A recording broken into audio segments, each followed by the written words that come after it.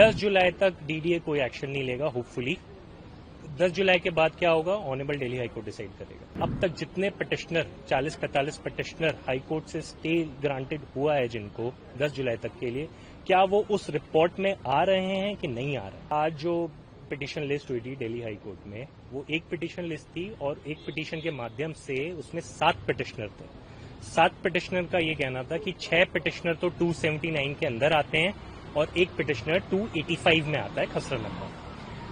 Court ने ये submissions record करते हुए सबको स्टे दिया है 10 जुलाई तक का, और इन सब पिटिशनर्स को नोटिस नहीं मिला था, बट इनको सर्वेयर जो सब्सिक्वेंट सर्वेज हो रहे हैं बटला हाउस एरिया में, उसमें बताया गया था कि इनका प्रॉपर्टी का कुछ हिस्सा जैसे 5%, 10%, 20% डिमोलिश किया जाएगा। इस वजह से ये पिटिशनर्स दिल्ली हाईकोर्ट पहुंचे, जबकि इनको नोटिस तक भी नहीं मिले थे, फिर भी इनको हाईकोर्ट में आना पड़ा रिलीफ के लिए। सर, अब 10 जुलाई को क्या होना है और डीडीओ को क्या निर्देश दिए गए हैं कि 10 जुलाई तक कौन से कागजात उन्हें जमा करने होंगे दिल्ली हाईकोर्ट? 10 जुलाई को सबसे पहले डीडीए जो इशरत जहां की पिटिशन में मैटर में सबमिशंस रिकॉर्ड हुई थी कि DDA number 1 action taken report file करेगा, proposed action plan, and second will be the demarcation report कोए टू ऑल द एरिया।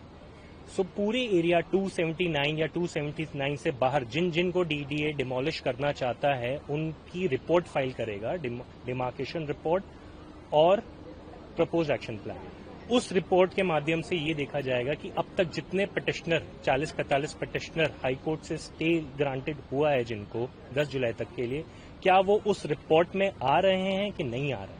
उनका केस अब इस रिपोर्ट से देखा जाएगा।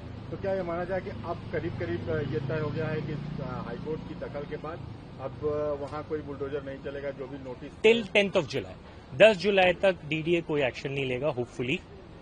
10 जुलाई के बाद क्या होगा ऑनरेबल दिल्ली हाईकोर्ट डिसाइड करेगा।